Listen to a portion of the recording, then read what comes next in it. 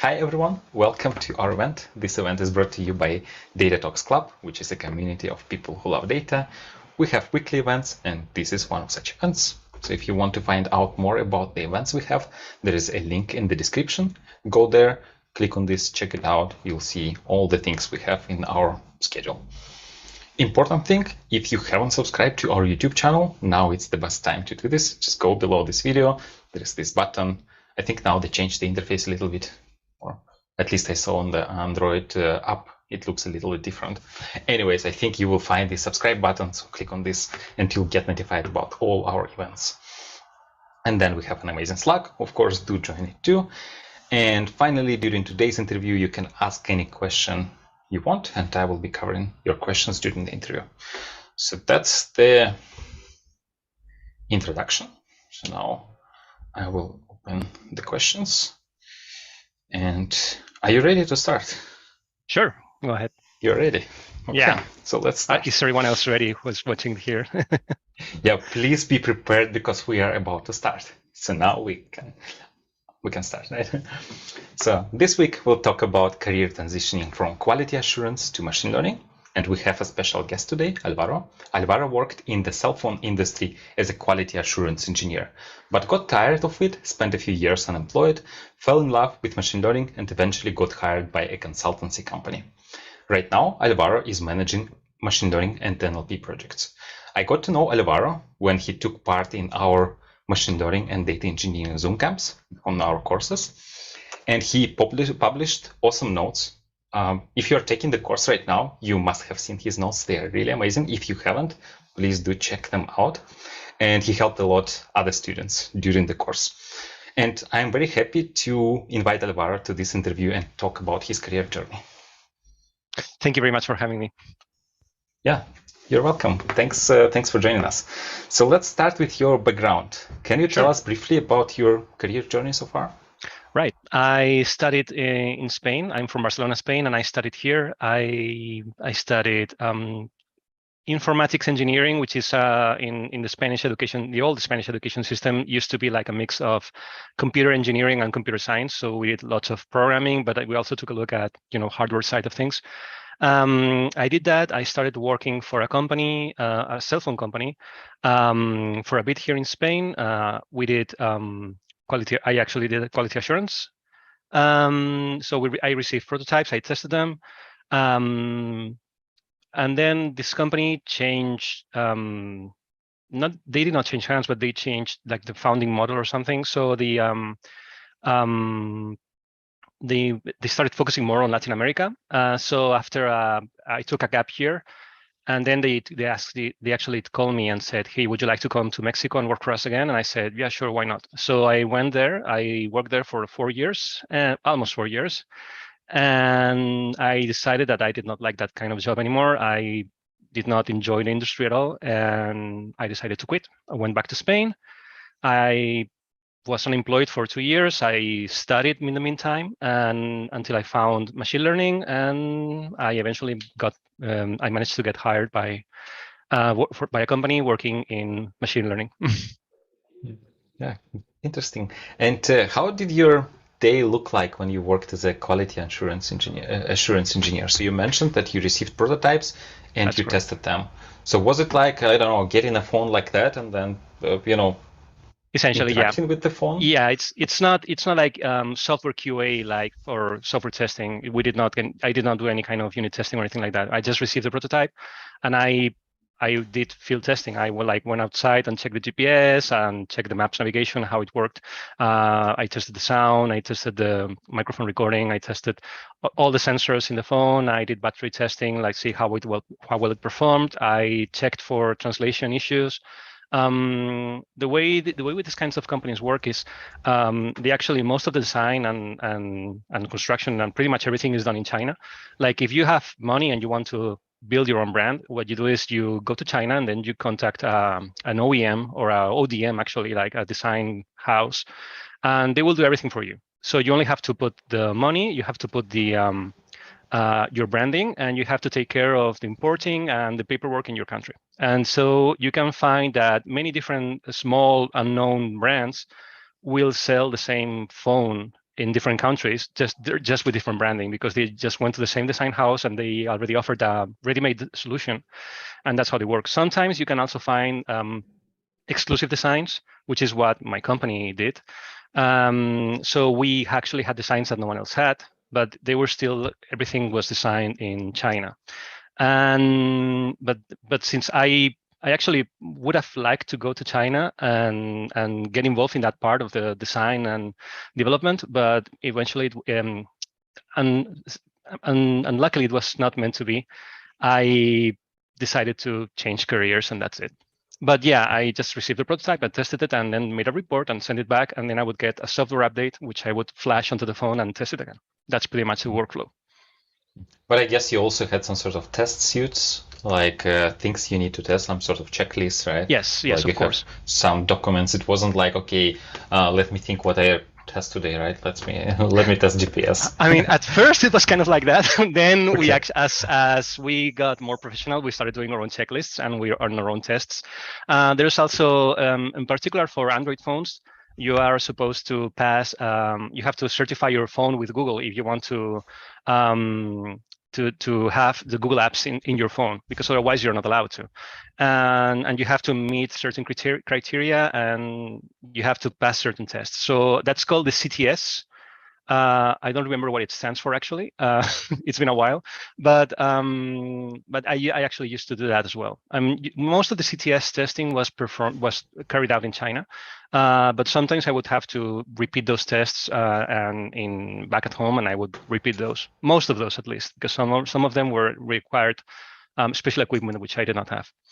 But yeah. There's also more specific tests like RF testing, which is you need a special lab for it, which of course I did not have either. Well, I can imagine that at some point it becomes a bit repetitive, right? And you basically need to run through the same checklist with a new firmware update, right? Yes. And then it's okay, let me check GPS, or let me check this thing. Yeah, it was very repetitive. Sometimes you would get new tests because new requirements would come in. Like, for instance, we started working in voice over LTE back in Mexico. So we had to do new tests for voice over LTE, stuff like that, So new requirements needed new tests, but essentially it was all testing and refinement of the previous tests. Sometimes the most exciting things would be like, oh, we have to do this specific field testing, which is get on a car and then start a call and then drive in a specific route, and you had to avoid if you would pass the test if the call would not drop, essentially, and you would also call the carrier, an engineer in the telephone company, so they would record the actual test as well, so they would get all the data and they would tell you whether you've passed or not. And then sometimes those routes would change, and it was like exciting, but that's pretty much it. Okay. Well, I guess that's what at some point you decided, okay, it's too repetitive, I want to quit, right? But it's more than that. It's more than that. But yeah, I mean, issues in the company, like I was not satisfied with our output and how the company was developing, lots of stuff. But yeah, the work itself was pretty repetitive. The people I worked with were very nice, but I did not enjoy that kind of work. And then you decided to quit. But then you also mentioned that you were unemployed for some time. So you just quit. Correct. Without, looking back, without lking for the same type of job to, continue. Yeah. So how did you find courage to just leave it? I cheated in a way. Luckily for me, I have a very strong family support system, and I had a bit of money saved up. So it was not, it was scary for me in the sense that I did not know what I wanted to do with my life yet, but I was not scared of, am I going to eat tomorrow, or am I going to have a roof tomorrow? That was not the issue. I quit and I went back to my family. They were very understanding, and I started studying right away after a month-long break or something. That was my longest vacation, sort of. Then I started studying. I started studying front end, actually. I started looking into front end developing. Then I quickly realized that I did not enjoy that at all. And after a few, looking around, I looked around what I could study, and then I fell upon machine learning, which I was interested in. And I joined a postgraduate degree course, and I loved it. I really, really enjoyed it. And here I am.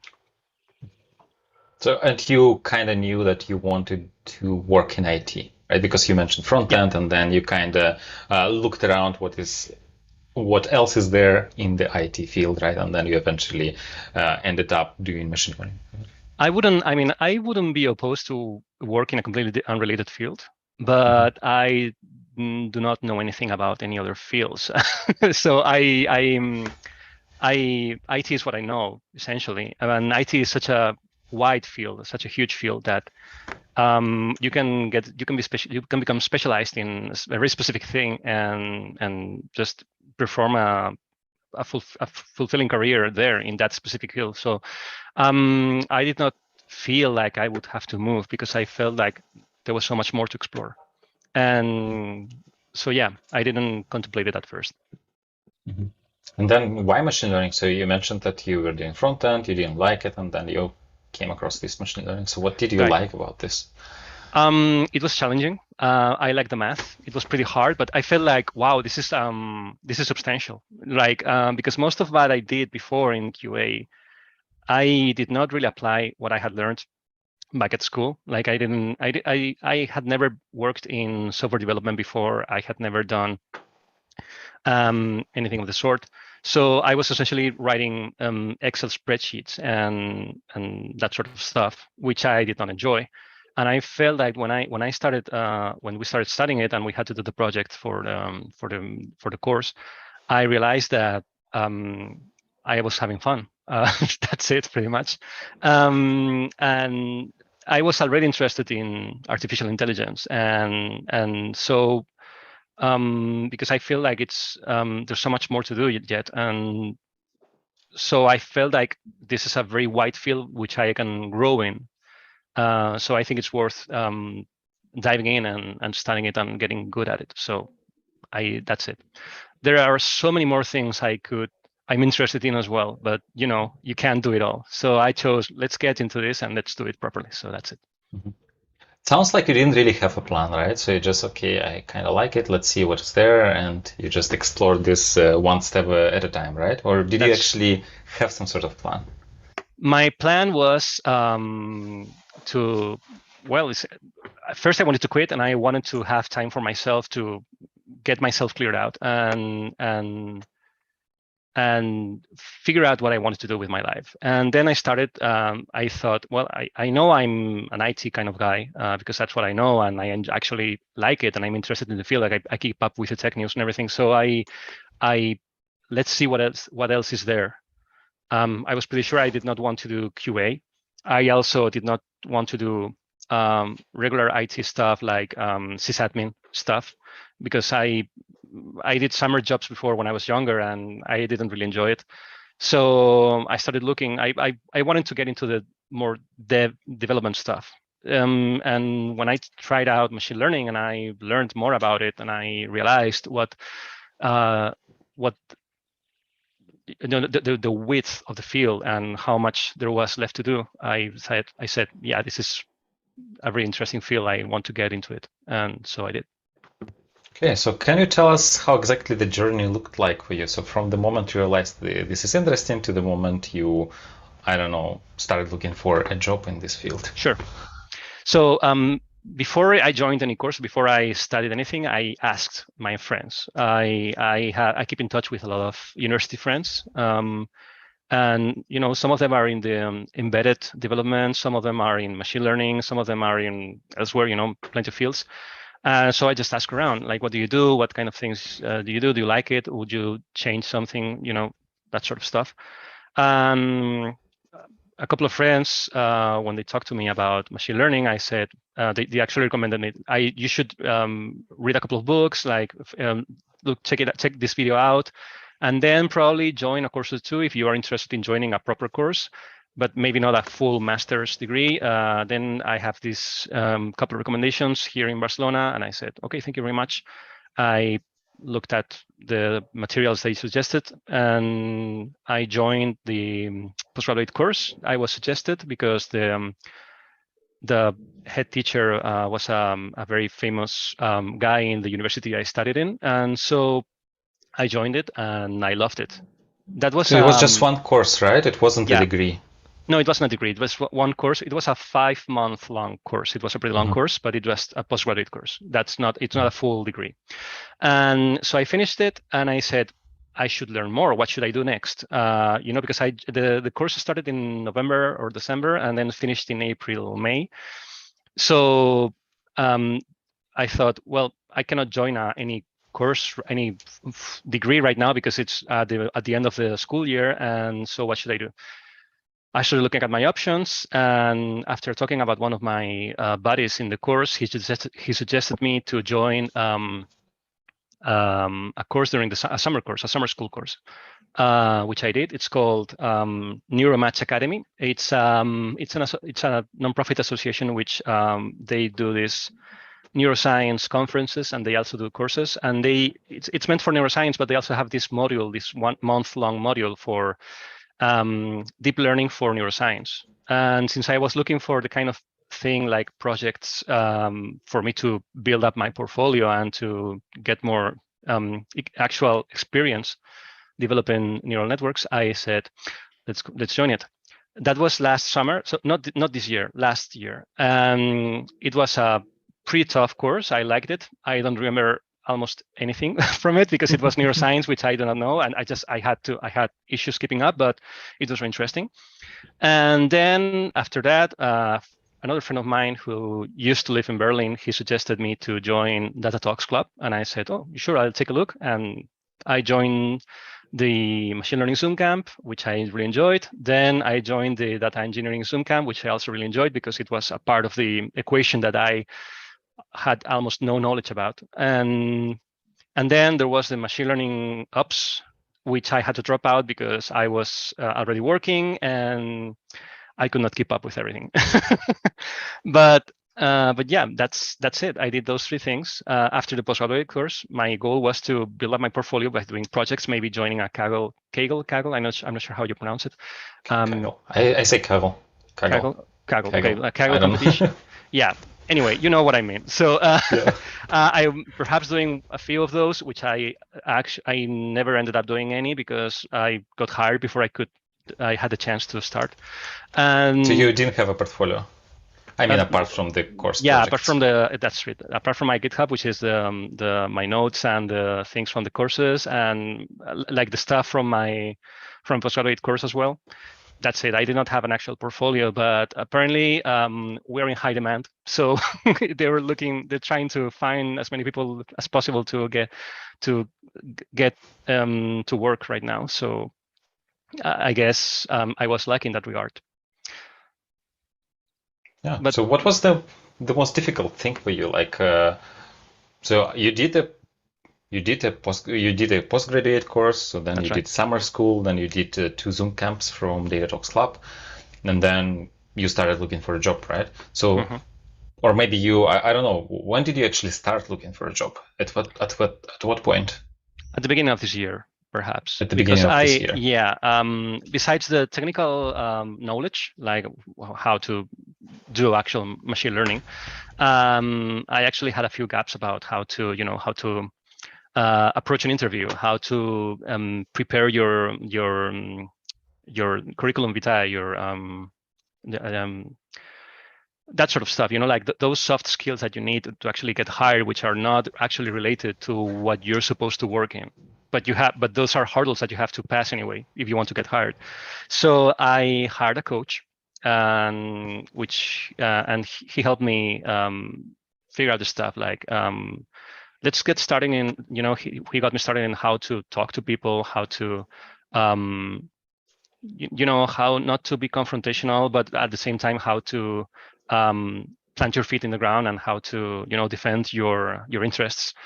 And then how to prepare my CV, how to, because also CVs are becoming more, I actually showed you my CV and you said, I prefer the kind of CV, which is like a list of things, which is what I used to have. But then my coach said, yeah, that's fine. But nowadays, most of people don't want to actually look at the list of things because they just want, they have so much things to sort through. So they want something visual. They need something visual. So Interesting. Yeah, so I did my CV in a more visual manner. That sort of stuff. Anyway, I managed, through some contacts as well. Like, I'm looking for a job. Okay, I have this guy who's interested, so let me talk to him, and maybe you can get an interview. Oh, cool, yeah. I still applied through, LinkedIn, but then I also got in touch with my contacts, who got in touch with some more people, and I eventually started some processes. And I started one process before I actually was serious with my coach, and that did not go well, because the person who interviewed me started asking pretty tough questions, like things like, so you have a data frame, but this data frame in pandas actually exceeds the memory size you've got in the memory available in your system. So what happens then? And I was like, I don't know, man. I mean, I guess the program will crash or something, but I'm not sure what happens then. That sort of low level stuff that I was not prepared at all to do. Yeah, he told me, I mean, it's thank you for the interview, but you're in a very junior position and we were looking for someone more experienced. I was like, yeah, sure. Whatever. Thank you for the opportunity, but that's it. Then I did a couple more processes. The two first ones were an interview in order to get to know the people, and then I was supposed to do a technical exercise. The first one, after the exercise, I got rejected. They told me, thank you, but we're not interested. The second one, they actually made me an offer, but that was after I had done the third interview, the third process, which did not have a technical aspect beyond a few very easy questions that they wanted me to ask. They asked me right there in the interview, and they made me an offer in that third interview, and I said, sure, let's go for it. But yeah, maybe if the second process, so if the process from before the offer I had received the offer before I had done the third interview, I might have accepted it. So who knows? Maybe I will be working for a different company right now. Yeah, and all of these companies, well, except the first process, which did not go well, but these three last processes were NLP related, which is funny. It's interesting because I did not actually explicitly looked for NLP projects, but yeah, it's funny how that works. Did you actually have any NLP experience in your? Because like in our Zoomcamps, we didn't cover that. Yeah. And then I don't know, did you study this? I did some NLP back in my original postgraduate course. So I was familiar with it. I was not an expert because actually an NLP part, I did not enjoy it as much as some of the other parts of the course due to the, we had different teachers and the teachers we got for that part wasn't my favorite, but yeah, I did have some experience. So I'm not completely, it didn't come as something completely new for me. Yeah, we have a few questions. So the first question is, what kind of soft skills did you have to prepare for your data science interview? So you mentioned that like not to be confrontational and things like that, but what was there exactly? Like, what did they look for and what did you need to prepare for? I worked that kind of stuff with my coach, and the way we did it was with role-playing exercises. So if you have a friend or someone who's actually who would be interested in helping you out, and maybe he could play the part of being a tough interviewer and put things in a difficult manner to you, like that, I think that would be a very cool exercise to do and to prepare for it. But essentially, it's the it all depends on how you are. I'm the kind of person who actually I do not know how to sell myself to others, right? I undersell myself. So I look at what the stuff I do and I think, yeah, I'm not very good at this. But then I look at some other people's work and I realize, wow, these guys suck. So maybe I'm not so bad at it. But I'm still, I don't have the confidence perhaps to upsell myself so as to actually, in a way that is actually more objective compared to what the actual quality of things are. So for me, one of the most difficult things was to actually not undersell myself, not being, yeah, I'm not that good at this. I mean, you cannot say that to someone who's actually interested in hiring you, but you have to, but I actually did not want to lie either, because I did not want to sell myself in a way that was not that did not reflect reality. So yeah, that was really tough for me. But your Zoomcamp projects were amazing. Your notes were excellent. Like it's probably when somebody my notes tells are very good. You, my notes are fine. Good. My notes are fine. My projects not so much. Come on. I mean, Like, compared they were some good. some people were amazing. Some people were like, "Wow, this is a very very good project." I think my project was average in both camps. But thank you very much for the compliment. I But maybe appreciate can it. you tell us about these projects? The projects I did for the Zoom camps. Yeah, Oh man, I don't remember already. I forgot. The first one was wait, let me remember. Let me think. The project for the Zoom camp, for the machine learning Zoom camp, was I found a data set which was kind of fun. It was a speed dating data set. And that data set had a lot of features, like so many features. And so it was interesting in because essentially what you had to do is I believe that the target feature was whether they would match, essentially, but there were a few very dependent features from each other. So you had to actually, the exploratory data analysis step was of very high importance, specific for that project, and I think that it was. I could have improved. I could have done much more in that regard, but it was fun. I mean, it was a very fun project to do because it was something completely unexpected. So it was very funny. I found that data set by chance. And for my second project, for the well, was that the midterm project or was that the final project? I think that was the midterm. That was the I don't midterm, right? remember. Yeah, Yeah, I I think it cannot remember was. either. Yeah, What was the? Let me check real quick on my GitHub. yeah. I GitHub. think you demoed the midterm project, right? So I if think so. anyone Yeah. is interested, we have in the playlist we have a demo from Alvaro where he shows the project.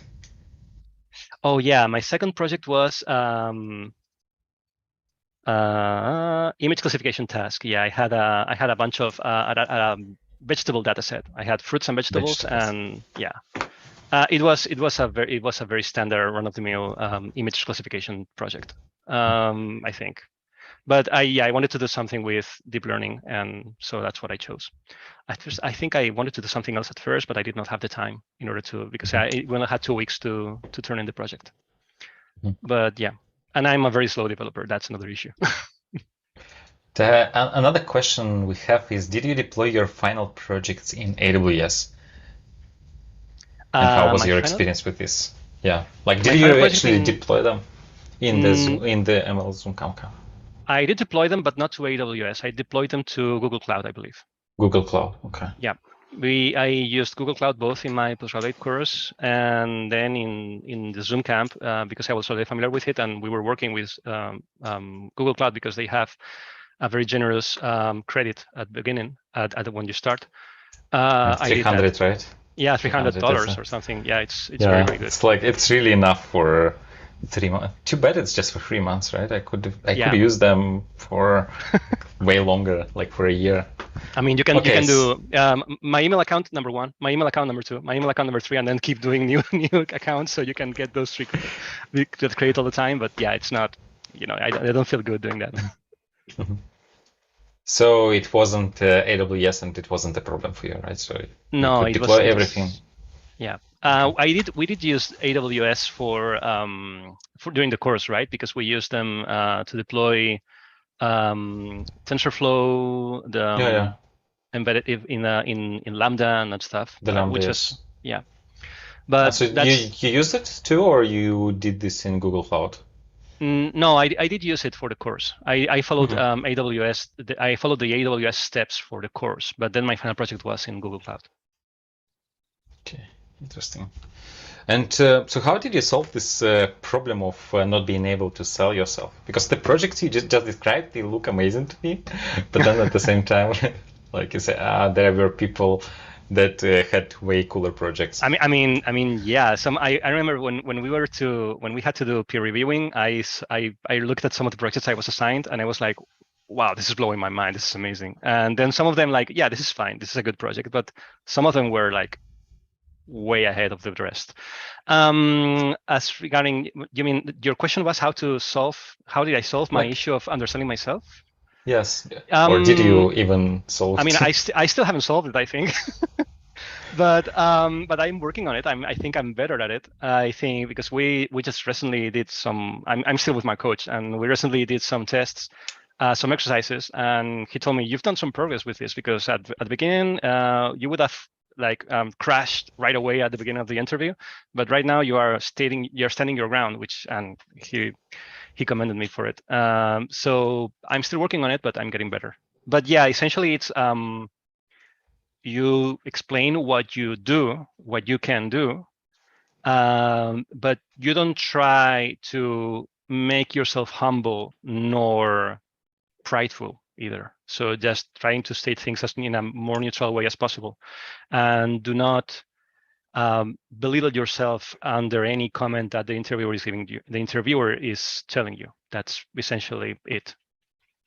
So basically, doing the same thing you just did when you described projects, right? You said what was the data set you used, what was the problem you were solving, what kind of tools you use for solving this problem, right? And That's right.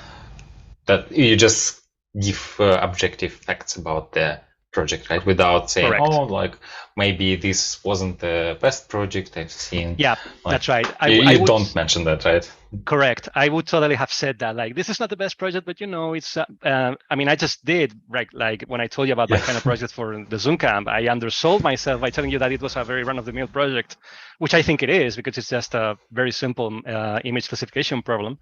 But at the same time, in an interview, in an actual work interview, you shouldn't say that. You just say, this is an image classification problem, which I use these tools to solve it, and this is the task to solve, and that's it. And then you let the interviewer make her own opinion about the project, rather than offering your opinion about it. Mm-hmm. Okay. And were the projects of any use actually when you interviewed? Like, did anyone care about your portfolio? Like, did they ask you about the projects?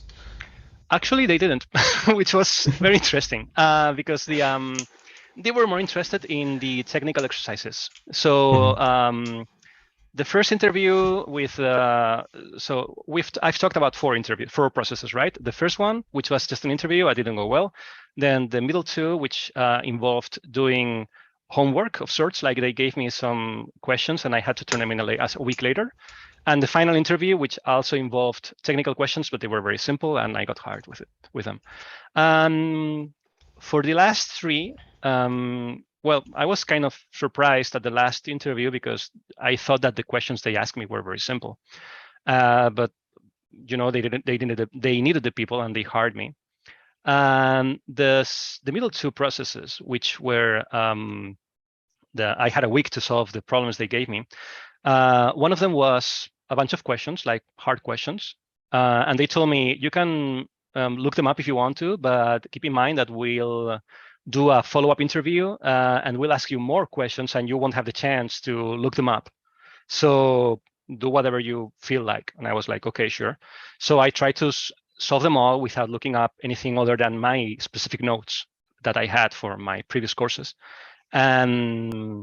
And then I did have to look up a couple of things on Google, but then I just covered them. I studied them again, like I covered them up, and that's essentially what I did. But then that second interview never came, so I don't know how it could have been like. The second one was a project, essentially. They gave me a data set, a weather data set, a time series, essentially, and they asked me to figure out how to predict weather in an approximate manner, which was a fun exercise. It was a fun exercise because I had never done anything with time series before, so it was fun. And that's it. For that process, for the one with the time series, that's the one company that actually made me an offer, but I rejected because I had the better offer from the other company. Yeah. And, did any of the interviewers care about your knowledge in cloud? Like, did they ask you about the cloud, or it was just these questions that you the last about? The first one, the one that went badly, I believe the interviewer asked me some cloud questions, but I honestly don't remember what they were. And the last interview, they asked me if I was familiar with some of them. Like, are you familiar with Azure? And I said, I haven't worked with Azure, but I have worked with Google Cloud and AWS before. So essentially, they're all similar. They just have their own specific quirks to each platform, but that's that's it. And I don't remember if there were any more specific questions. So no. So they but just asked if you know cloud, and then you said yes, and then they were satisfied. Which is why I was surprised when I got the offer for the last interview, because I thought, is that it? Like, you're not asking anything else? But that's I don't know. how I also do it, to be honest. Like, I don't know if it makes sense to go into specifics of a cloud. Like, if you work with a cloud, then yeah. Okay, we have a comment. So it's not a question, but a comment.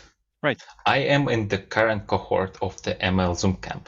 I always go back to Alvaro's notes after finishing a week and revise them, revise what I learned in a week. Great notes. So I do fully agree. So maybe in a way, your notes are like projects, because you also mentioned that you were preparing for the hard questions. You were referring to your notes.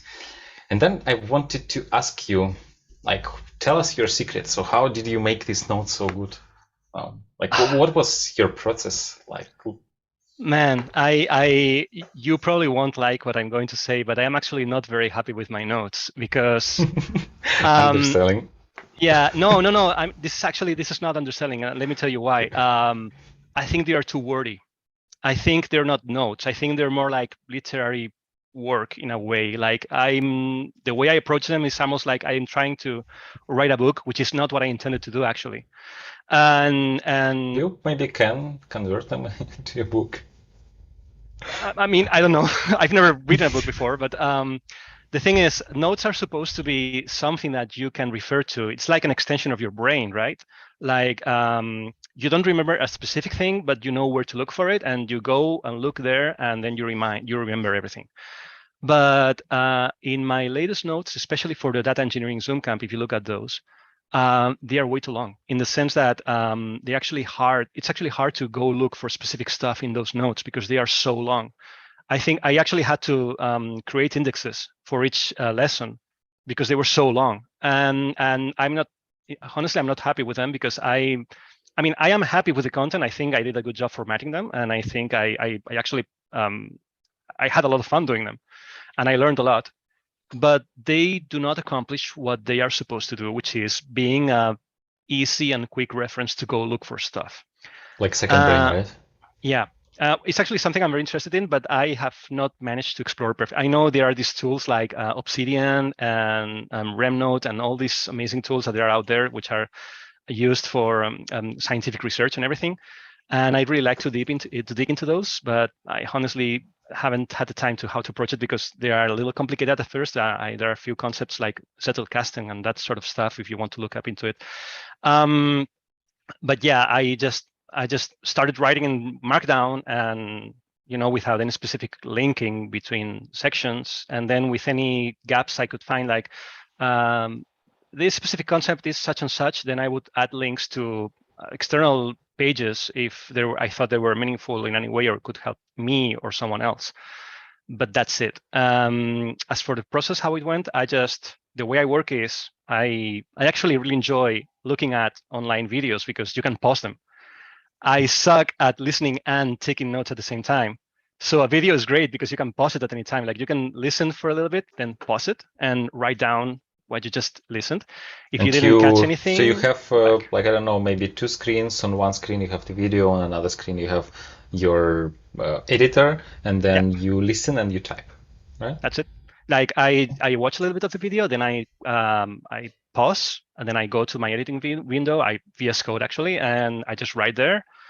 And if there's something more visual or anything that I don't feel confident with doing a diagram for it, I just do a screenshot and then I copy paste it in the notes. I just add a link to the picture, and that's it. That's how I work essentially. But so yeah, okay. Listen a little bit, pause, write down, go back, then maybe think a little bit. If something's not clear, watch it a couple times more. Which is why it takes me so long to write the notes, because especially in the data engineering Zoomcamp, it was a very dense course, and there was so much content to go through. Luckily, I was not working, so I could spend all day long doing notes. But that's your secret, right? That's my secret. Process. If you have free time, you can do those notes. That's it. Be unemployed and just write down everything on the Yeah. video, and then do a bit of. So you said you also did quite some research, right? If something is maybe not explained at all or not explained well, you would link like some other resource that explains this thing, and then you kind of it's not just notes from the course, but also notes for you on, with some extra things from you. Yeah, because I wanted to understand why we were doing some things in a specific way. So I sometimes would have to expand the explanations in the videos with my own research. So that's what I did. However, in the machine learning Zoomcamp at the beginning, my notes were very short because they were more like actual notes, and it was basic stuff which I already knew. So I didn't feel the need to write notes for those things. And I actually split the content of the notes between the actual notes and GitHub guests, which are, if you are not aware of those, for anyone who's listening and is not aware, are these it's this part of GitHub which allows you to put actual notes in it, like an actual notebook. Like snippets, right? Yeah, snippets of code and stuff like that. But they're not actually attached to any repo, so it's just there. And I thought I can do some cheat sheets and stuff like that, and I would split writing notes between the guests and the notes. But some of the guests are good. I think I use the Git guests and the Conda guests. I used it all the time. Those cheats are great for me. But others I did another one for Python, which I never use because it sucks, and it's faster and better for me to just look up something for Python or pandas or SciPy or anything. You mean look up in Google, right? Yeah, look up in Google is faster than actually go look at the GIST. So yeah, that was, but the way of writing notes keeps evolving, and it was a continuous experiment in a way. Mm-hmm. Was it actually useful for you personally? I mean, we as the community, we do appreciate it because it helps to, go back to them after the videos. But like for you personally, do you think now was it useful for you? Yeah, they were very useful. They are not super useful in the specific way that notes are supposed to be, which are quick reference to things. However, the process of building those notes was super helpful for me because when you actually write down stuff and you have to think of how you explain those things, it actually helps you it helps the ideas and the content to remain in your memory. So that in that regard, they were extremely helpful. Yeah. Keep in mind that if you ask me for anything specific from the notes, I will probably not remember because my memory is not that great, but I will go, oh yeah, this was written in that part, so I can go check it out and then go look it up. Mm-hmm. Actually, you know what? When somebody asks now questions about ML Zoomcamp, and I think, okay, in which video was it covered? I go to your notes and check. It's actually something that I do too because videos are great for explaining stuff and but if you want to look something up quick, they're not so good because you have to scrub through the video to actually find the point where people are talking about something specific. And people started adding those timestamps in the videos, which are super helpful. But it's still faster to go to some written material. So it's better if you look at the video first, and then once you've read it, then you can have you need a written reference, which is much faster than going back to the video. And there is a comment. Why do you think you are not a good communicator? I'm listening to you now, and you're great. Thank you. I guess also maybe the coach helped. Do you think like having a coach in a situation like you is important? Like, would you be able to do this without a coach? I might, yeah. I think it was good I could afford it, and I thought, why not? It's going to be a faster way than doing it by myself. But probably you can do it on your own. Maybe you can find some self-help books or anything that takes you. I actually have a couple that I've been recommended that I should read. I still haven't had the time, like how to talk to people and how to negotiate and stuff like that. We actually have some pending exercises with my coach to actually how to negotiate for a pay raise, which we haven't done yet, and that's going to be critical for my future if I want to earn more money. But is it important or mandatory? No, I don't think so. But it all depends on how you are and what resources you've got. I think it's on a case by case basis, I believe. Mm-hmm. And yeah, there is also a question about the coach. Does the coach, well, your specific coach in this case, did that person give any inputs on dealing with the hiring process, or it was more about all these soft skills and stuff like that? Sorry, can you repeat the question again? Yeah, I so didn't maybe fully I'll get. rephrase it in the way I understood it. Okay. Like, was the coach specifically helping you with hiring for a data science position, or it was more like a communication coach to help you with soft skills? I mean, it was both. I mean, he did help me to actually target. I mean, he knows that I'm inspiring data scientists, and I wanted to join. I wanted to work in machine learning, and so, but the coach does not know anything about machine learning. Everything he knows, he's learned by me or by some other of his clients. So. I mean, he knows computer stuff. He studied computer engineering as well. But he's been working on in this kind of field for so long that he hasn't kept up with this specific field. So, but most technical interviews are going to be essentially similar. I mean, the technical stuff changes between them, obviously, because they're different fields. But the way you approach people and the way you talk to people and how you should prepare for them, it's very similar, I believe, between all of them. I'm not, at least I'm not aware that you should approach an interview in a different manner, regardless of, I mean, depending on what kind of field you're working on. Honestly, I don't think so. So it is. We did work in specifics to machine learning in the way that I would tell the coach like what I think it's interesting about machine learning and what I think it's their potential and stuff. And he told me, oh, then if this is your opinion, then this is how you should explain it to the interviewer, because that will give the interviewer a better view of who you are, right? That sort of stuff. But the specifics of interviewing are just generic, I think. Mm-hmm.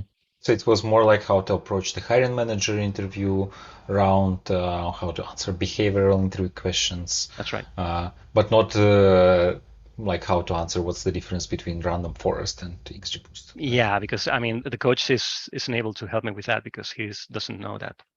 Mm-hmm. That's false on me. I'm the one who's supposed to know that. Mm-hmm. Do you think knowing this mathematical or implementation details, do you think it's important for the interview process, for passing the interview process for a data science position? It depends. I mean, it depends on what your role is, what you're being hired for, and obviously the kind of person who interviews you. For instance, right now, I just today I got an email from one of the people who's working right now in my project, and this guy did an analysis. He's been testing different neural networks for about 2 months right now, and because we gave him our model, and he took a look at it and he's analyzed it, and he essentially deconstructed and reconstructed it, and he gave us all the specifics of the neural network, and that's amazing. So because it's going to be very helpful for our project. So knowing the in and outs, the very specifics of machine learning or the implementation of side of things can be useful, for instance, in this specific aspect. But on the kind of things I do right now, which I'm more of a managing role, essentially, because I also have to do some technical stuff, but honestly, much less than I was expecting. That is not so important because I'm working with people who already know how to do so. So it all depends, I think, on what you want to do and what you are being hired for. So sometimes I think that it's a very hard part of this is sometimes you are not exactly quite sure what you're being hired for or what the person who's interviewing with you expects from you. That can be a handicap. But yeah, it can be useful to know so. Yeah. So I actually wanted to talk to what you do at work right now, but we have so many questions. So Okay. we can just go with the questions. So the question we have, the most upvoted one is how to prepare for technical questions in an interview other than portfolio projects. Taking notes or? I mean, honestly, whatever works for you, man. I think that, sorry, I think I saturated the mic. I think that, I mean, preparing for technical questions is such a hard thing to do because you cannot know what you're going to be asked for unless you know what you're being hired for, right? So if, I mean, for instance, if your company, if the company that's going to hire you works in NLP projects, then it makes sense to study specifically NLP, right? And what's NLP, what does it entail, what kind of tasks you solve, how do you approach those tasks, whatever. But sometimes you don't really know what to do. So it all depends what kind of technique you are most comfortable with when studying. Taking notes from videos, that's fine. Reading your past notes, which is what I did. Doing some exercises, building up your portfolio is also good because not only you have something to show, but you are also those skills are being ingrained into your brain when you carry out those projects. So it depends on how you want to approach those. I mean, whatever works for you, honestly, I think. And even though they didn't specifically ask you about these projects, it was still useful for you to master the skills, right? Right. Right. But I guess it's pretty unusual. Maybe they just didn't ask you about them, right? But they did look at because everything was public. Everything is public. It's on your GitHub. Maybe they just went through this. Yeah, everything's my just GitHub didn't and ask. LinkedIn. Yeah, they did ask me some. I mean, for the company I work for, when actually the two people who hired me are not working for the company anymore, which is kind of funny. But I was asked a few technical questions. They were just very simple, like, well, if you have this kind of task, how would you solve it? And I would do a very high level approach to the task, that sort of thing, but nothing super specific. And there were no coding exercises in this particular instance. In those previous processes, I had to turn in code. So, it all depends. Can you tell us how your typical workday looks like? Sure. I read email, a bit of it, and I also check out Teams when my computer decides to run it, because holy crap, Teams is such a hog. But You're on Mac, right? right now I'm on Mac, but my work computer is a PC, which So it's Windows, yeah, and it's it doesn't run Windows. Microsoft Teams. It only had only 8 gigs of RAM. Which I thought was not enough. And then I recently got upgraded to 24 gigs of RAM, which is amazing. And right now I think I can finally run Teams properly. But yeah, my usually today right now is I'm in charge of a project. So what I do is I have I've set up a way of managing it. I've got an Excel sheet. I've got also Microsoft Planner, which is a Trello-like thing that is included with Office. And it also integrates well with Teams, so it's good because you're in your specific team, and then there's this tab with the tasks there, which is great. And right now there's only 2 of us. It's only me and some other guys, so we divide what we want to do, and we work on it we work from home, so each one of us works in a specific thing, and then at the end of the day or halfway through the day, then we update each other on what we've done. And that's it. Then, for instance, we had back in April, May, that was the zenith of the project, right? I think, and the point with the most development going on. There were 5 of us, and each one was coding different stuff, and we had to agree on what had to be done, and then we had to agree on what tasks.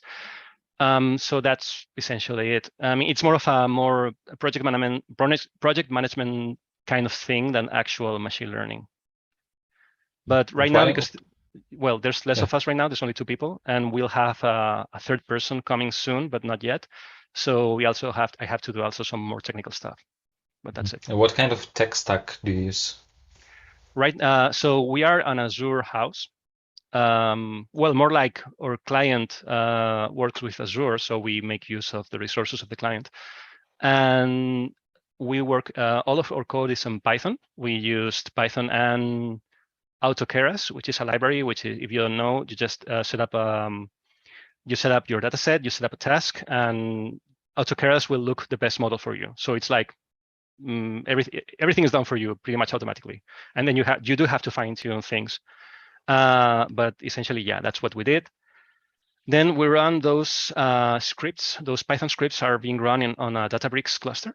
And we orchestrate those scripts with something called Azure Data Factory, which is like you design your DAX, which is essentially you create your workflows on Data Factory, and then so when something's triggered, then it calls a specific script, which then calls another script, and that sort of stuff, and everything is written to SQL database, SQL database. Sorry, I'm used to saying the spelling. It's supposed to be SQL in English.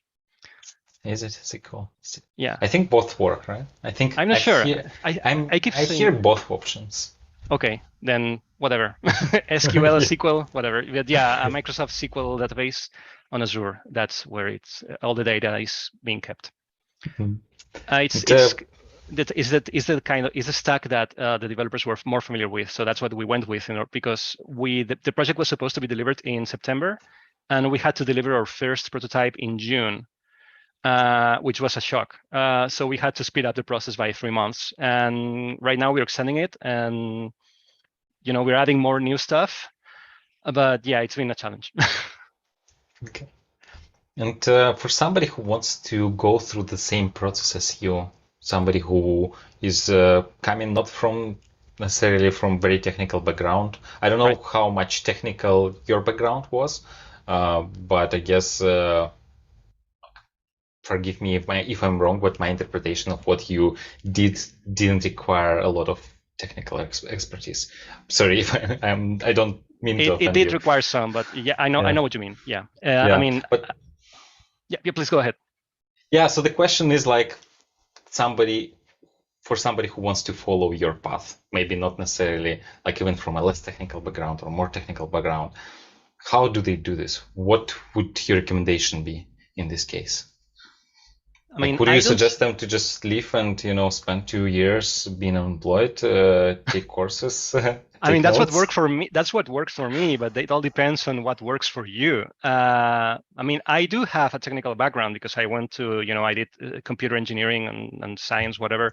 I studied that. Even though my actual work was not as technical, I did have to know some stuff because I had to read all these Google documents which explained what the homologation process was like and what the requirements were. So I had to know what kind of modifications were not supposed to be done on the phone in order to pass those tests. So it did require some knowledge about how Android is layered and that sort of stuff. But yeah, I don't believe that you need a technical background in order to work in this field, but it helps a lot, especially if you want to. I mean, it all depends on what kind of role you want to do. But so if you want to be an actual data scientist, like work in most of the high level stuff, like experimenting with models and such, it helps a lot to have a mathematical background because that's all very technical. I'm all very theoretical in a way, and there's lots of research going on and lots of new stuff is coming up all the time. So it really helps a lot if you have a mathematical background there. And actually, in my company, my colleague right now, he's a mathematician by he studied mathematics, and there are quite a bit of mathematics in the company. However, on the other side, if you want to do the actual data engineering part, if you want to actually you want to be very good at Spark, or you want to be very good at Kafka, or you want to be very good at any of the tools that are being used in machine learning workflows, then you don't need such a technical background because it's all about knowing the tool and learning how to use it. So I believe that you can come from any particular background and work on that. However, it helps if you have some technical background because then you already know all the high concepts. And when you have to change to another tool, sure, you have to learn new stuff, but it won't come in a weird manner to you, right? It's like if you are learning Docker, and so yeah, you can use Docker, fine. And now I have to use Kubernetes. Okay, then I'm learning Kubernetes, but if you know what a Linux kernel is and how it relates to the underlying virtualization or sandboxing parts of stuff, it helps to understand why some things work the way they do, but they're not entirely necessary. So on that part of things, I think that you don't need a technical background for it. But yeah, so it depends on what you want to do. The way I understood you, so you already knew how to program, right? This is something you studied in your computer science degree? University. Right. But I did lots of Java, which Java sucks, sorry. Yeah, I mean, but with Python, it's Python's quite easy. It's quite easy to pick up after any programming language. So if you have experience with any programming language, be it Java or C++ or, I don't know, whatever, JavaScript, then just starting in Python should be relatively easy. And for you, I guess that Python was the case, right? So Python was very easy. I mean, there are some quirks to Python, like the way you do iterations in loops, which is quite unique, I believe. But yeah, it's programming in Python is a joy. It's very, very easy. Okay, so there is also a request if people can have a look at your CV. Maybe you can have like a stripped down version. Maybe not right now, because I can show you. You want to show it right now. Okay. This will be exclusive for because we will not include this in the audio version. Okay. So maybe you can also send us a link then that we can include into the audio only version. Sure. Let me copy the CV and post it I'll share a Dropbox folder with it. Okay, that's awesome. Just real quick, sorry. There we go.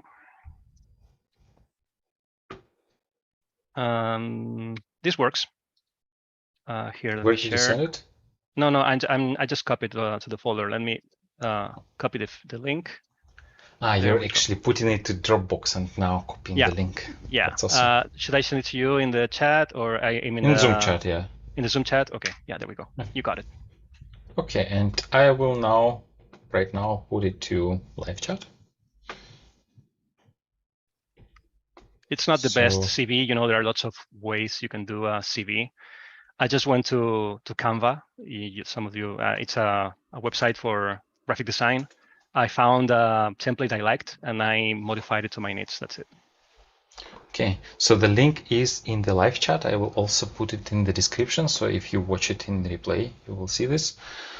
And I think that's it for today. So I want to thank you for joining us today, for sharing your experience, for telling us about your career journey. And yeah, thanks for being here. And thanks everyone for asking your questions. Thank you very much, everyone. And thank you, Alexi, for having me. Yeah, have a great weekend. Bye-bye.